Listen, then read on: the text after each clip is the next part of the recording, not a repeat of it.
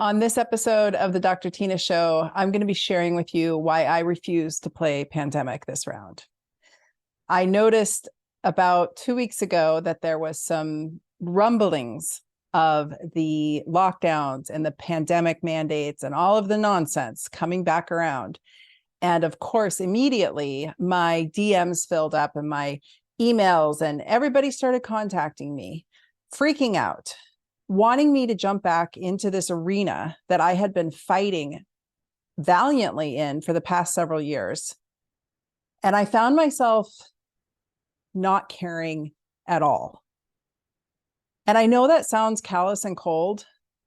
So I wanted to do a podcast episode and explain myself. And I also wanted to explain a little bit about how this transpired over the past few years and what I think is coming, what I think it means. And then I'm not talking about it anymore. I'm not interested in talking about this anymore. I think we are dealing with a lot of theatrics and a lot of show. And I think it's for political reasons. And I think it's for reasons that some people cannot even comprehend, that I don't want to get into, that are nefarious. And while I've shared my prospect on what's coming down the chute with my private membership portal, Resiliency University, and I will continue to share in there because we're behind a paywall, so it's censorship free. I'm not talking about this on social media. I firmly believe that they will be cutting the heads off of anybody talking about this on social media. And what I've realized over the past 3 years was that going to bat consistently on this topic did very little to change any outcomes whatsoever, but in fact, cost me greatly. It cost me my health. It cost me my happiness. It cost me my joy. It cost me almost my medical license. It cost me greatly. And while I stand proud in the past of what I've done, because I was not going to stand by while injustice was being served, I was not going to have my daughter see me cower to the woke mob. At the end of the day, they're just going to keep repeating this, and I'm just not doing it anymore. So I want to share with you kind of some backstory and some future casting, and hopefully you'll enjoy it. I promise not to take too much of your time today, but I am not playing Pandemic this round. And I know a lot of you want me to get into the arena and fight, and here's what it feels like. I read a great Substack by, I believe it was Jessica Rose, and she shared how every single time one of her colleagues dropped into her inbox and said, "Thank you for fighting. Thank you for being so brave.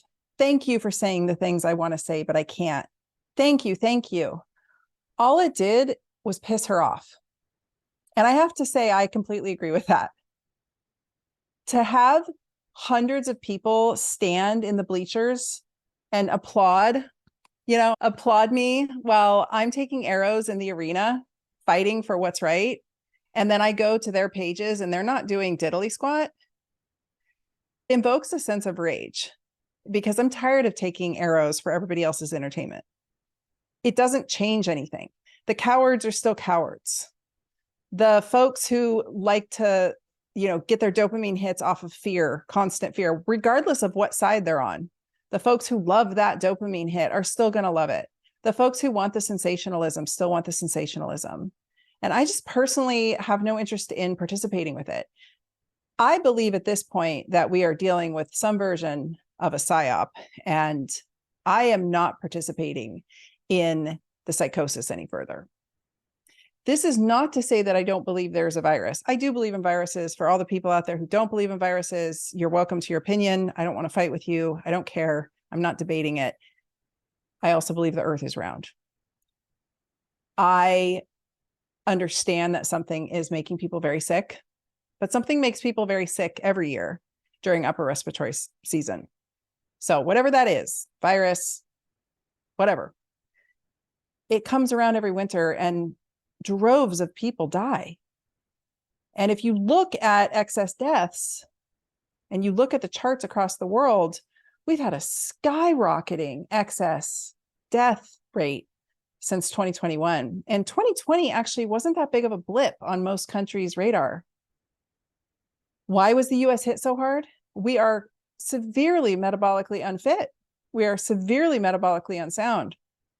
And we have stacks of data at this point, a little bit I'm going to share about in a moment, concluding without question that exercise is protective, significantly protective.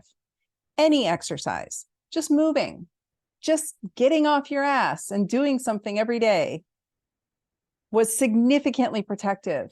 And I've got some stats for you that I'm going to share that are mind-boggling.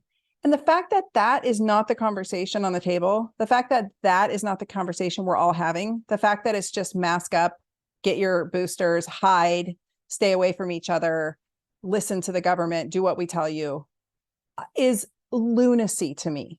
It's absolutely lunacy. If you subscribe to that and you want to stay locked up in your house for the rest of your life, by all means, that's fine. If you want to wear a mask for the rest of your life, by all means, wear a mask. If you want to take all the vaccines in the world, take them.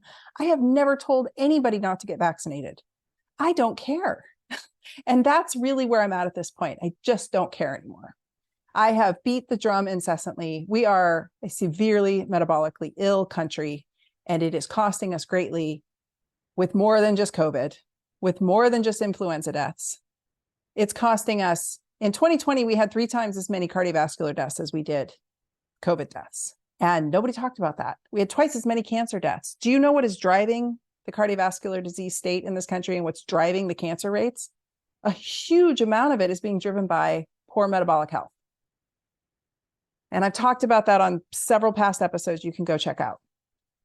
So until the main dish on the table is exercise, eat well, take care of yourself, get your health in order, get your health house in order, build resilience, I'm not giving into the psychosis anymore. And that's from either side. The folks that want me to get all jazzed up, the DMs I get, can you come into my post and argue with this doctor that's in there because he's really giving me a hard time? I'm like, I don't know you, lady, and I don't care. No, I'm not going to come into your fight because I don't have that kind of adrenaline left inside of me. I am trying to age gracefully, enjoy my time on this planet, and not get into fights anymore. For those trying to tag me into posts and those trying to drop into my DMs and demand I send them references. Oh, Tina, you cited this study in 2021. I need to know what it is. I have to go fight with my HR department. No, I'm not doing it anymore. I'm not doing it again. I have a Substack. Some of it's paid behind a paywall, $20 a month, not even $20 a month, cheap. Most of it's free. And every reference you need is inside there. So yes, you're going to have to dig. And yes, there's a ton of references that I scatter throughout this podcast. You're going to have to dig. I'm not a librarian for you anymore. I'm not your personal, thug to send in so that you can go argue. If you need to pony up with a lawyer to fight whatever's coming down the chute, then pony up with a lawyer. Do it right this time. But we need more people saying no. We need more people saying not again. We need more people armed with information, not just because it's coming out of my mouth, but because you're actually taking the time to do the work to dig. It's bad. It's just as bad when people just take what I say at face value. Not that I'm ever intentionally misleading you. I have references for everything I say. I have good data to support it, but I think it's just as bad to take what I'm saying at face value and then turn around and start arguments with people about it. And then you guys send them to me. And then they come onto my page. And you know what happens? They dox me. They come in droves and they report my account, or they come into my email and start attacking me. So I wake up in the morning and I open my email and there's like a novel from somebody who got sent some post I made or some podcast they heard of mine and they want to fight. I don't want to fight anymore because I don't care enough to fight anymore. I'm going to fight for my own personal autonomy and that of my family's. I'm going to fight for my land. I'm going to fight for my freedom, that of my direct family and of mine. And beyond that, outside of that, maybe a few select friends, I'm not the girl. So that's what I want to share today. And I'm going to give you a little bit of backstory so you understand. If you're new to me, welcome. I've gotten a lot of new followers lately and a lot of new listeners on the podcast, and I appreciate y'all being here. I am fiery and I'm up for a good rumble, but this is not it. This is not the best use of my energy. all the people who did not stand up last time need to step in. I'm an old general and I'm retiring. If you want your freedoms, if you want to maintain medical autonomy, if you want this nonsense to not persist, you all have to stand up. I saw a little boy at school on a video that's going around Instagram, and he had the "Don't Tread on Me" flag. And that's a flag that was carried during the Revolutionary War as a sign of freedom from the British. And it was being misconstrued by the department of whoever was running the education gig at this school in Colorado as racist and white supremacist. That's incorrect. But the mom went in and stood up for the son, and the son stood his ground. And good for these children. I've seen multiple children stand their ground, and young people. And I've seen parents go to bat at school board meetings. You know, you see the videos online. I saw a whole lot of people be quiet during COVID. I saw a whole lot of people say, "Oh, I can't say anything. I could lose my job. I could lose my license." No shit, me too. I lost hundreds of thousands of dollars in revenue because I stood up. I was politically targeted because I stood up. I got death threats because I stood up. I was so sick that I almost completely lost my health for a time there because I stood up. Racked with chronic pain because I flared my autoimmune disease because of all the stress. Everyone else needs to sacrifice that too, not just me. It's not just, "Oh, yay, Tina's so brave. Let's applaud her while she takes arrows in the arena and lets the lions rip her apart while we stand in the bleachers." And to that note, even on my posts, I would start getting attacked viciously, and very few people would come in and rally for me. And I know that my followers are brave, and I know that they're a spunky bunch, but I still was shocked at the lack of support that I got when I needed it. Lots of emails saying, I was scared to do anything, and you've been brave, and thank you. But I can't say anything because I'll lose my job. My license was on the chopping block for a long time, guys. I had my profession after me in the thick of it. I don't know what data they were reading because they were wrong, but trust me, if anyone could have come for me, they all came for me at different periods of time. So until everybody's willing to make that sacrifice, I am no longer willing to make it. I will keep the members of my private membership portal abreast. I will talk with them every month. We have an Ask Me Anything call, and I'll be in there live, and I'll answer the questions I get as I see fit, as I'm comfortable. I will stay up with the data, and I will share it there, but I'm not bringing it all over the place anymore. That's all I'm saying. So as a resource, my Resiliency University is awesome. You can sign up. I'll put the link in the show notes. They're always in the show notes. It's always there. It's always on my website. You guys can sign up there. That's a community I've built since 2020. It's behind a paywall. It's censorship free. And we can really talk about the things that are important and on those people's minds. And it's a community of people who are like-minded, which I know is really difficult to find nowadays. But as far as like the sensationalism, I told you so's, the little ego boosts I would give myself when I would see data supporting what I'd been saying all these years, I'm not posting that on social media anymore. I'm not going to bat on social media. My job on social media is to show up consistently, share high quality information with you guys, and teach you guys how to be resilient. That's my job here as well. I want to bring joy to people. I don't want to just consistently bring bad news or give people that dopamine hit because they're looking for that sensationalism. I want to bring you joy. I want to bring you information. I'm going to give it to you straight like I always do, but I'm not playing pandemic. So I got some notes here so I don't rant on. And I can't see without my glasses. If I put my glasses on, you guys on YouTube are going to see a pretty heavy glare because I've got a window. I had to move my whole podcast setup. It's kind of a bummer. I had a great podcast setup, but we were getting some noise interference. So we're moving it around. I'm still working on it. We haven't gotten the final thing in play yet. But so going back to 2020, I've shared this story before, but I was a long hauler. Like I have dealt with chronic viral post-viral syndrome since I was 19. And I have dedicated a large part of my brain to understanding viruses and how viruses work. And so I was actually really familiar with coronaviruses in particular. I was hit with cytomegalovirus when I was 19. It about took me out. It's a very common virus that most people get and just kind of blow through. And for some reason, it really knocked me on my socks. It's in the same family as Epstein-Barr, which is also in the same family as herpes viruses. So really common and transmissible. And I got hit really hard when I was 19. Why? I was severely immunocompromised. Why? Because I took shitty care of myself. I chain smoked. I stayed up all night. I was skin and bones. I had no respect for my body, my health. I honestly thought I was going to be dead by the time I was 25. So I just wasn't terribly interested in doing anything about it. I have no idea why I thought that, but that was kind of this curse I'd carried with me. And I took terrible care of myself. I lived off of Snapple and Sun Chips, and I was consistently ill. I was that girl. That's why it's really ironic that I am who I am today and that I teach you guys what I teach you, because I was that girl. I mean, anything and everything that came through, I was that girl that got sick. I got sick with everything. And I didn't just get a little version, I got a gnarly version. And so I spent a lot of years chronically ill. So when people tell me they're immunocompromised, I believe them, of course. It's not my job to judge and say, oh, no, you're not. But sometimes we are intentionally immunocompromised, like we put ourselves there. And I know that is triggering for some to hear, but it's the truth. Sometimes we put ourselves into our chronic states. Very often, actually, we eat ourselves there. We live lifestyles that get us there, and we do that to ourselves, And so that's a hard pill to swallow. But the really cool part of that is when you realize that, you're like, oh, wait, this is my game to change, right? I write the script. I can change this. I've done some long-term damage to my body, I'm sure. And I have a funny immune system. It doesn't always react the way I expect, but pretty consistently I can call it at this point, which is cool. And I mean, shoot, I can't tell you how cool it is just to know I'm going to get a cold, and it's just going to be a cold.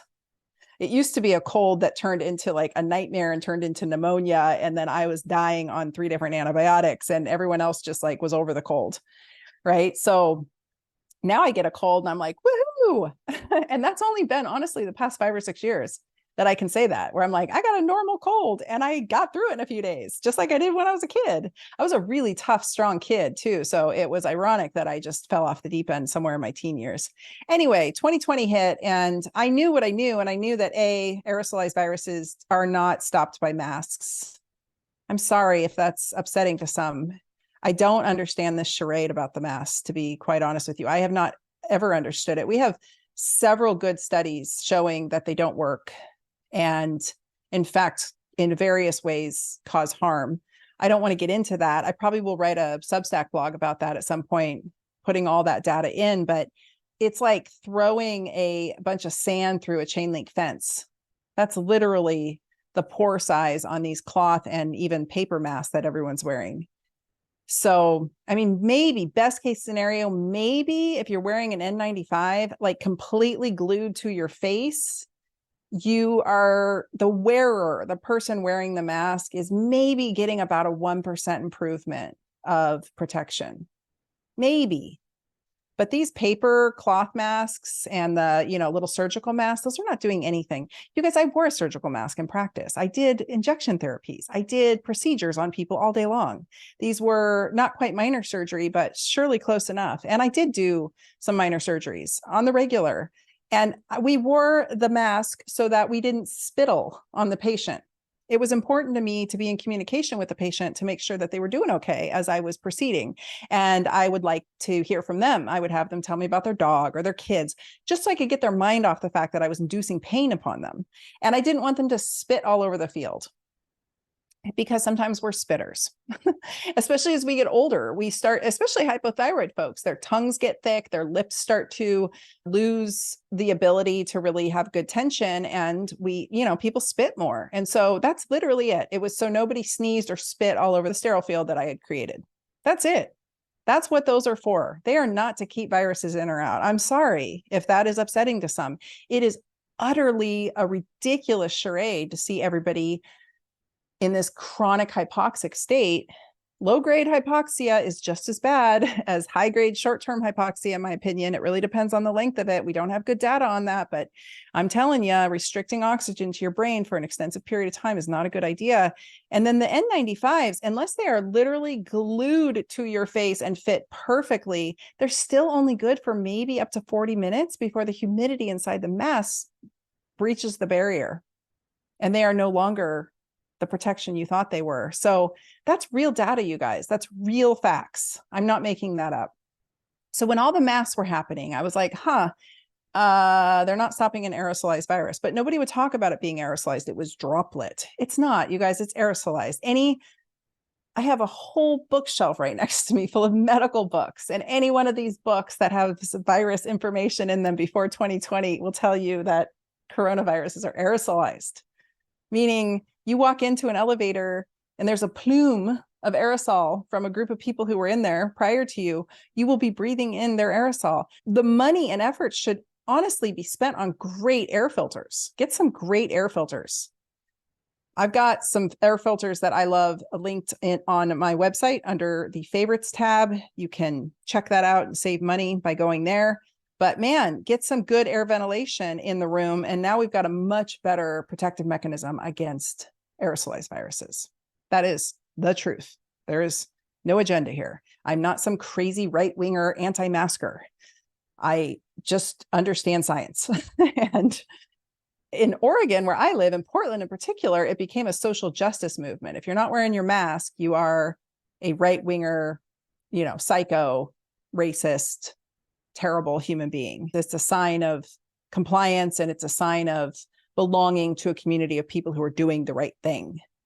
It's not doing anything, though, you guys, especially when you're alone at the bus stop by yourself. It doesn't make any sense. Even the people driving around in cars by themselves wearing them makes a tiny bit of sense to me, because maybe they are an Uber driver and someone's going to be getting in the car with them in a minute and they're trying to decrease the aerosol, but these viruses are so tiny, they still get through.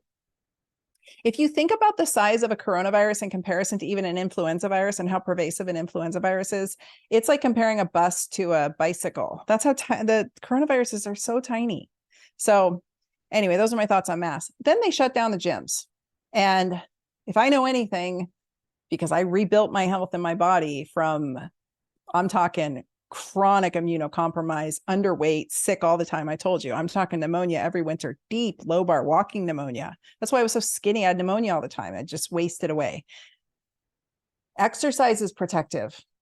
And we have the data on influenza, which is a similar type of virus. It's a double-stranded RNA virus with the same kind of nuclear capsid.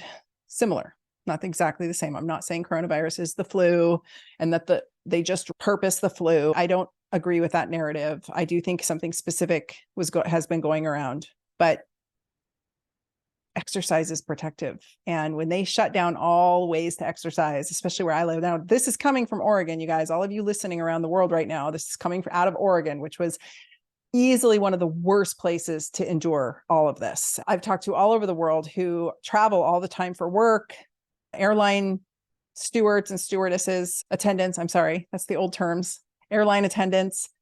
And I've heard from so many people like, oh my God, Oregon is the worst. Portland is the worst for all of this. Like people really, really got into the narrative here. And so I'm speaking from that angle. I know some of you did not play Pandemic ever where you lived, and you're just like, would you shut up, Tina? And you have to understand, we lived in like a different world, like a completely different reality here. And some people are very much still living it, and probably elated that all of this is coming back potentially. And so that's the perspective that I'm speaking from. So closing gyms made absolutely no sense. Shutting down parks, filling in skate parks with sand and cement, boarding up basketball hoops, all of that was just lunacy to me, just utter lunacy. And I knew something was up then. So I'm not going to get into the conspiracies of what is potentially up, but it didn't make sense. Let's just put it that way. So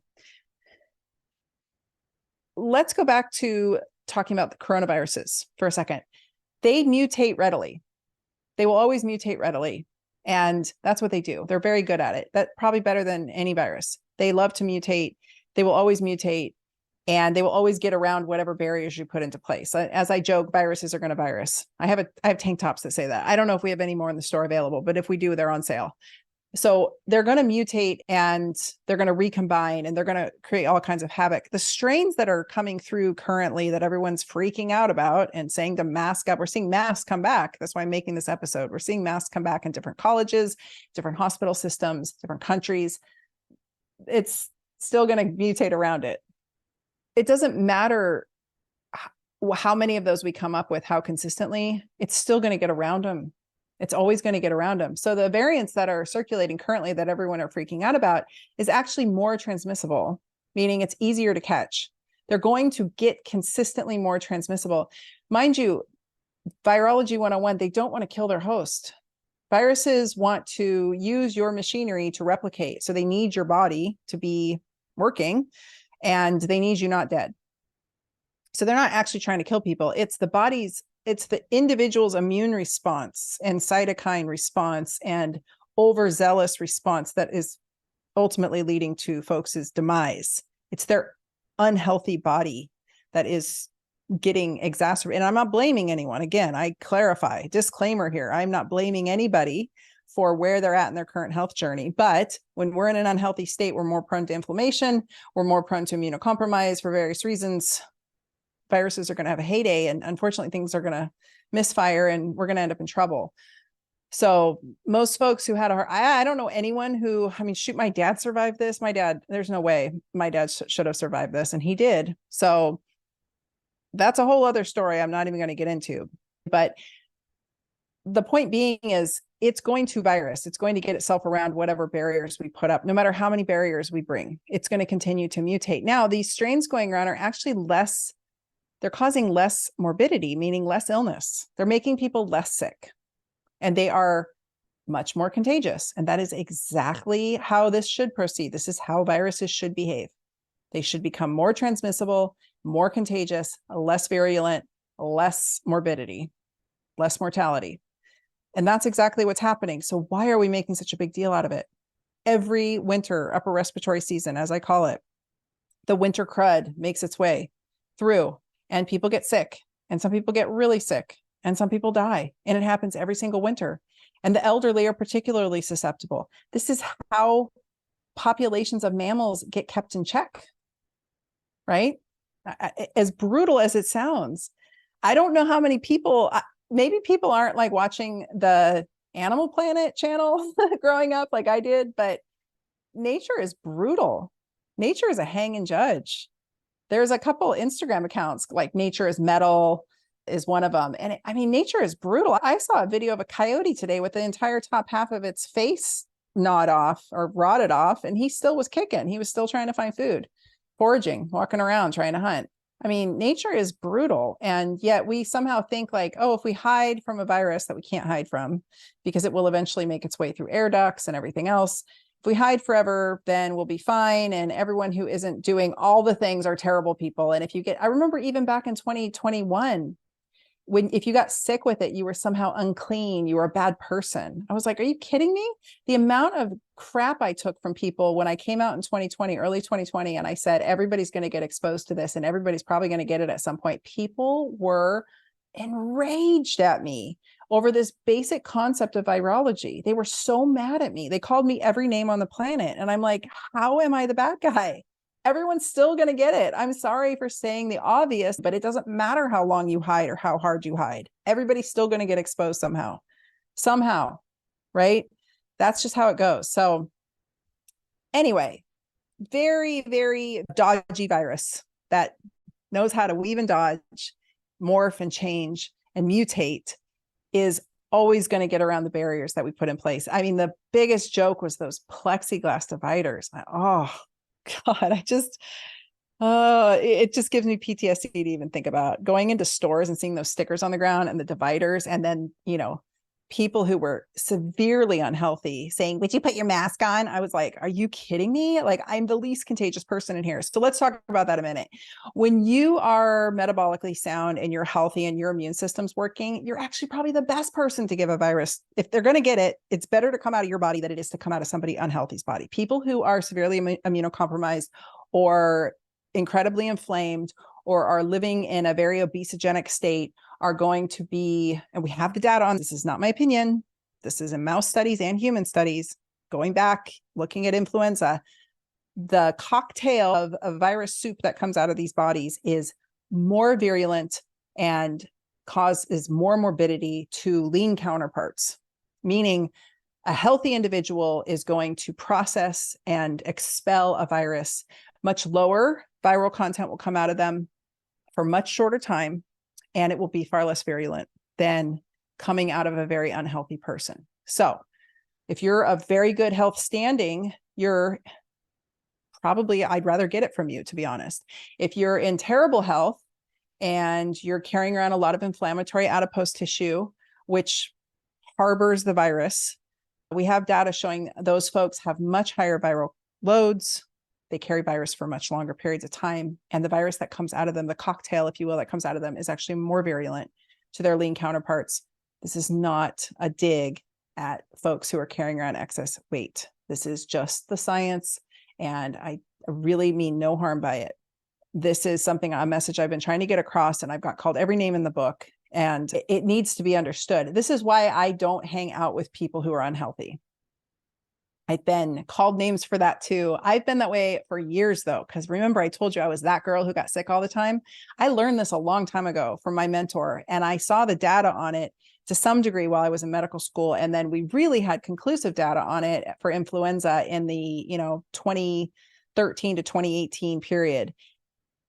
I don't hang out in groups of really unhealthy people. And Portland is full of some of the most unhealthy people I've ever seen in my life. And so going to a concert or going to a venue or going somewhere where it's really crowded, generally speaking, it's going to be a very unhealthy group of people. And I'm just not down with that. So unless it's outdoors, this is pre-COVID. I just wasn't super stoked on going into crowds, especially in the winter, especially when upper respiratory season's happening.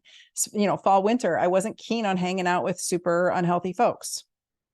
Now, that's just, folks that I knew were inflamed. I can look at somebody and tell they're inflamed. That's not a hard one to figure out. So I have always been that way. And it's made me a little bit of a hermit because my immune system was so wonky and funny. But that's just what it is. I just kind of accepted when I got on planes during the winter that I was probably going to get off sick. And I, lo and behold, usually was. So maybe it was self-fulfilling prophecy, but I caught everything and I did not have a trustworthy immune system. And so I had to be really, really, really careful. And I share all of this because it's experiential. All right. So what else? Oh, something else interesting about coronaviruses.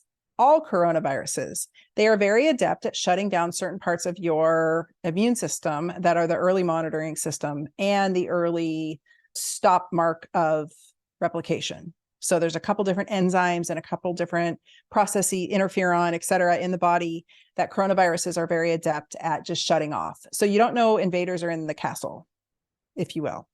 And so by the time your body figures it out, and this really happened with COVID, by the time your body figures this out, your immune system has already it freaks out. So that cytokine storm people were getting hammered with was basically the secondary immune system finally getting the signal that there was an invader in the castle. Only by then the invader had replicated to high titers, we call them, high levels.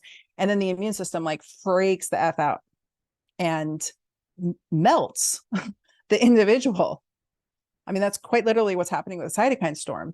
And doctors can't turn that off. People say, oh, well, the doctors didn't do anything. Yeah, they literally can't stop your immune system from freaking out on itself. But things like ibuprofen, aspirin, prednisone, we're starting to see some of those show up in some of these protocols, effective protocols. And I wish they had been shared earlier on, but there was specifically printed material I was reading during the beginning of COVID saying, don't use those. And I was like, are you kidding? Standard of care is to keep the immune system from not freaking out. It's a dance, right? We want to use nutraceuticals, supplements, herbs, some pharmaceuticals, and we want to dance the immune system through the process. And it's a good 14-day process usually with some of these things. So we want to mitigate that gently and get that immune system to work in concert and effectively not freak out, not freak the F out. So that is in a nutshell what's happening. And so if the virus itself is shutting down some of these mechanisms, the person's in trouble, and that can be problematic. So that's part of why coronaviruses can be so absolutely dodgy, is because they're mechanistically designed to sneak around and get in the castle and start doing their jam inside of your cellular milieu. Now, if your cellular milieu is solid, it's going to have no problem picking it up, notifying the troops, clearing it out. But if your milieu is all inflamed and mucked up, you're going to have a hard time, right? And then we blame doctors. It's not the doctor's fault. It's the person not preparing their body for upper respiratory season. All right, I've already talked about masks. I don't want to get into the whole pokey poke conversation. I'm going to write a Substack about that, but I will say this. A proper PAR-Q is not ever allowed to be given. A PAR-Q, by law, any doctor that introduces a therapy to you as an option is legally obligated to give you a PAR-Q. Ideally, this would be verbal and written. I'll tell you what a PAR-Q is so that you're armed. Procedure or drug or intervention. Then the A basically stands for any alternatives. Is there any alternative to this? In this case, natural immunity would be an alternative. Have you already had COVID? Have you already built antibodies? Natural immunity is just crushing it right now, guys. Trust me, the studies are out. We have had the studies for a long time. Of course, we knew that was going to be the case. That's the other big clue to me that we were in for a ringer because they were vilifying natural immunity. I'm like, come on, seriously. I just couldn't get any more stupid than that. At that point, I was like, I'm out. I don't know what to say. This is ridiculous. So alternatives, that's the A. So you got to ask about alternatives. R is risks and Q is questions. Now, I don't know about you, but everybody I talk to, we're not really given the R and the Q part. There was no questions to be asked. If you asked any questions, you were a terrible human and you were an anti-vaxxer and you should go to hell. And if you asked about the risks, it was kind of hard for the doctor to tell you because they were all being given information by the pharmaceutical industries. The pharmaceutical industries were providing the education on the efficacy and safety of the intervention. And the inserts for the bottles, I have this out of several pharmacists' mouths, were blank. So how are we supposed to tell you the risks when we don't even know them as physicians, right? So a PAR-Q, a proper PAR-Q is not even allowed to be had. I don't know why no one's talking about this. I don't know why the lawyers haven't ponied up on this, but there was literally no way to do the appropriate medical process. So next time you go to have something done, you ask for a PAR-Q if they don't give it to you, and you ask for it written and you ask for it verbally. And now that's the pearl of the day. I hope that if this is all as far as you get into the podcast, I hope that was helpful. Make sure you have a PAR-Q. I'm talking for anything, whether they give you a statin or an aspirin, or they want to adjust your neck, ask for a PAR-Q if you want to have it. Okay.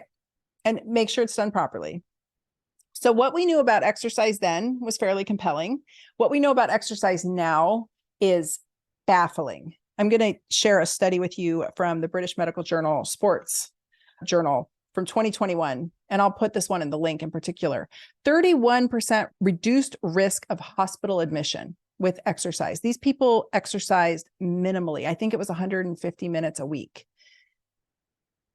It was nothing much. And it didn't matter what kind. It didn't matter if it was a lot or a little. I will say, I'm going to do a whole episode on this. Doing highly oxidative exercise is problematic. If you're running marathons or doing like huge bicycling events, or you're way overdoing it in the gym, or you're doing a lot of like Orange Theory, boot camp style, CrossFit, highly metabolic, that's also highly oxidative. Viruses like coronavirus and others that induce an inflammatory wasting state in your body love the oxidative state. And that really starts that fire. So if you're in a pro-oxidative state, meaning an inflamed state, and that fire gets lit. So this is why you've heard me say, if you followed me a long time, be really careful about the kind of oxidative stress you put on your body via exercise. But exercise was 31%, had a reduced risk of hospital admission, a 41% reduced risk of ICU admission. 41%, you guys. I don't know any therapeutic or intervention that can come even close to that. 45% reduced risk of ending up on a ventilator, and a 42% reduced risk of death. That was a 2021 study. I bet none of y'all heard about, unless you were following me and maybe Mike Mutzel, Sean Stevenson. We were talking about exercise the whole time. But as for your 95% efficacy, please throw that out the window for your intervention that, several were coerced to take. That efficacy didn't hold. It wasn't real. It was relative risk reduction, not absolute risk reduction. You were scammed on that, and it quickly dropped. And that's data that's out there. This isn't anything I'm making up. This is data that's anywhere and pretty readily found. Okay. As for what's coming, as I've said before, I have absolutely no concern for those of us who did not get the intervention. We're fine. our immune systems are working and we probably all have natural immunity and rock on. Like, I think it might be a little, it might be a little bit more than that, depending on your age and how inflamed you are and how good or poor of health you're in. But I think it's probably not going to be too bad. Now, Delta rocked my socks. Not any, actually, I've had worse flus. My husband, but I'm the girl that always got sick. My husband got very ill, very, very ill. And it was concerning. It was so concerning that I went to my parents and I tried to convince my dad to actually get the vaccine, because I was like, my very obese diabetic dad was not going to make it through this. And he said, heck no. And they were great. They actually didn't get anything until Omicron. My mom she went out, cute little thing. She went out and lived her life and ran her errands and went to the grocery store. She was careful, but I mean, both of them have their health issues that really should have taken them right out. So if my dad survived this, that's when I was like, come on, guys, the response to this is a scam. That I fully understand that COVID is real. I've said that a million times. I understand that people died. I'm not making any light of that at all. I'm not making no disrespect to anybody, but I mean, come on, the response to this was a joke. All right. As for those who have gotten the intervention, there is some concern about immune function, and we got several studies on that. One just came out just a few days ago on children. And my biggest concern is exactly what the study showed, which was that their immune response was not only markedly diminished in response to this virus, but to common bacteria and viruses in general and fungus. So my concern is I don't know if you guys have seen Last of Us on HBO, but my concern is a population of severe immunocompromised to all things. And that's going to impact all of us somehow, some way. So I won't go any further. I'm going to write about it in a Substack behind a paywall in a censorship-free zone, because I'm very concerned about that. And I'm sorry, I don't have anything miraculous to say to make anybody feel better. If you have taken the intervention, I am not trying to scare you, but there is conclusive data on certain levels of immunocompromise following. That's real. Again, not making any of this up. I'll have all that referenced in a Substack shortly. As for the whole, I got to just throw this in on an aside because it's driving me nuts. This whole spike protein melter, there's a bunch of people who have no medical credentials whatsoever, and some who do have medical credentials, supporting particular companies that are selling some kind of take this and it'll dissolve your spike proteins. I'm sorry. I know that a study just got published. Peter McCullough supposedly just published a study. I have not read that, so full disclosure, and I'm not trying to be ignorant here, but I'll tell you what I do know. That those products are developed. I understand they're bringing hope to people, but I'm seeing a whole lot of influencers making false claims, people who have no medical background whatsoever, who just have big followings, making ridiculous false claims. This is what I know. I have a lot of experience with high-dose enzymes as a therapeutic intervention for all kinds of issues, cardiovascular disease, pain, musculoskeletal pain in particular. I've been using high-dose enzymes like Wobenzyme and others since the 90s. I was mentored up by a brilliant naturopathic physician long before I ever got a medical license. High-dose enzymes are taken by themselves, and they are taken in very high doses, and they are taken consistently throughout the day. They have to be taken away from food, and they are so damn expensive that it's cost prohibitive for most people to actually keep up that kind of dosage. So these spike protein dissolvers with a little bit of enzymatic action in there with some nattokinase and then some other nutraceuticals, to me, looks like garbage formulating. It looks to me like a bunch of MDs who don't know anything about nutraceuticals got together and made a product. I'm sorry. I mean no disrespect to those I understand that they were making this product in an attempt to help people, but I think they're garbage. I think people are wasting their money on them. If you want to crank high-dose enzymes, then go crank high-dose enzymes and study up on it and find somebody who can help you do that. Find a health professional that can help you do that. It's quite safe, but it can cause a little stomach upset. But again, it has to be high dose, really high dose. Usually they're enterically coated. They have to be away from food and they have to be taken all day long. The other caveat is if you go back and listen to, I think it's episode 30 and 31, it's with Dr. Greg Nye. I did a two-parter. Him and Dr. Stephanie Senoff and Dr. Peter McCullough published a paper about the intervention. And it looks like the intervention, and I've even heard McCullough say this, we don't know when it turns off. If it turns off, it turns people into a spike protein factory, and we don't know if that turns off.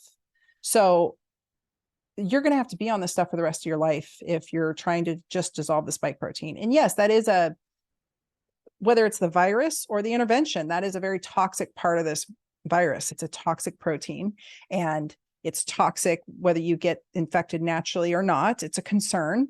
But there are several other factors to this virus that are also quite concerning. And there's several other factors to the intervention that are quite concerning that have lasting impact too. So I'm just sharing this because if anyone's trying to bamboozle you and sell you some product and you think it's protecting you or detoxing you, I think that's a bunch of BS. And I haven't said anything up until now because I don't want to take hope away from people, but it's starting to piss me off, honestly. Like, I feel like they're trying to sell you snake oil. I'm not keen on that. It's not how this works. It's not how these interventions work. So anyway, that's my 2 cents on that. I had a few other thoughts there.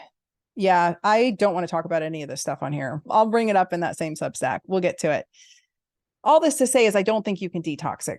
Everyone asking me, how do I detox this? I don't think you can. I think it's having an impact in various ways inside our bodies that are not including DNA. We have some data on that as well via reverse transcriptase. I don't think it's detoxable. So I don't know how long anything lasts. I did an interview with Dr. Stephanie Senoff. We talked about this a little bit. I'll make sure those episodes are linked up. Great episodes, worth a listen, hard to listen to, long. You're going to want to take notes and listen to them a few times, but brilliant people publishing data on topics around this that no one else really wants to talk about. So I'll leave it at that. I've already done the groundwork for you, so we won't beat that one. And as far as this like shedding goes, I'll tell you what I do know. We have data to show from the virus itself that you can shed antibodies.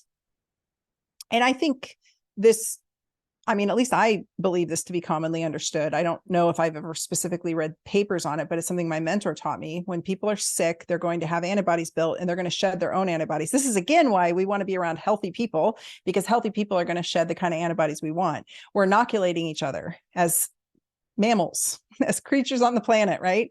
So it's like low-grade inoculation. And that's why also it's cool that this virus is getting more transmissible and chilling out, because more people will be able to build natural immunity, but also hanging out with healthy people who are actively shedding their own proteins, their own healthy antibodies. It's going to rub off. It's going to help. And so we saw that with the actual virus itself. I don't know of any data. I do think something was published recently. I cannot remember. So much has come at me that it's hard to keep up. I do think something maybe was published recently showing it again with, yes, there was. I'll find that and put that in the Substack too. There was a paper, I believe in 2022, showing that specifically with the intervention. But this whole like, oh, I've seen actual doctors get up on podiums and say, oh, people are shedding the spike protein. That we have no data to support that claim. That is bogus. It just makes everything look bad. That we don't have any data to show that. We have some data to speculate that. And also, if you're shedding protein, meaning antibodies, and those antibodies are attached to a spike protein, there is definitely a potential that people could be shedding their spike proteins via their antibodies that are aerosolizing out of them. And in fact, I just found a study today before I made this podcast on clinicaltrials.gov, where they are actually studying the aerosolized breath of people who've just been inoculated with the intervention to see what they're putting out. It's right now happening. So you can go to clinicaltrials.gov and look it up yourself. So that's a thing. I would suspect there's some potential there. What do? I actually don't go out very often, and I don't hang out in crowds that I know. I don't hang out in Portland because I know everybody there is A, relatively unhealthy, and B, mostly, juiced. So I just stay away. And if I have to get on a flight or something, I just deal with it. I have used high dose enzymes, but I'm not, and I always feel crummy after I'm around people, big groups of people. So I don't know what to say. I don't know what to tell you. If you're around people all day long who are all highly, have partaken of the intervention multiple times, I have nothing to tell you to help out there. But I just wanted to say that I don't think that this supplement everyone's pushing is what it claims to be. And I don't think that this whole certainty that people are shedding is fair to say, because we don't have the data to support that. A lot of rumors are going around in the freedom fighting community, and I think it's making us all look bad. So that is what I got for you today. My plan, as always, is to lift weights 3 times a week, sauna 3 to 4 times a week. We have certain data that improves longevity and mortality. And we have data showing that sauna helps you from actually getting pneumonia settling in. So we want to protect the lungs. Obviously, quit smoking if you're a smoker. Cut back on your booze. It's not helping your immune system at all. Cut back on the ultra refined carbohydrates. Obviously, kick the seed oils out of your diet. They are oxidizing you and not doing good things for you. I mean, all the obvious stuff. Get your protein grams in. I go for hitting my protein macros. I go for a gram of protein per pound of body weight. I rarely hit that, I will admit, but I try hard, man. And I try to really emphasize that. I'm not too worried about my fat intake. I eat a lot of healthy fat. You guys all know how I eat. If you want more information about how I eat, I have a whole recipe guide inside my Metabolic Revamp Toolkit that you can grab on my website, or it'll be in the show notes. I take my vitamins. I take my supplements. I should probably do a whole podcast on my favorite supplements for this time of year. I really bone up on things right now. I'm trying to get a tan on. I'm trying to get my vitamin D up. I'm trying to make sure that, zinc takes a long time to build up stores. So I'm making sure I'm starting to work on that as I go into fall. Fall is in the air for sure.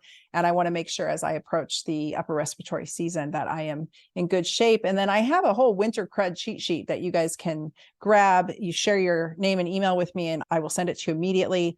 It basically is the grand plan of how I get through any winter crud. And like I said, I was always that girl who got pneumonia. So this is how I've been doing it for years and years and years. This is how I help my family protect themselves.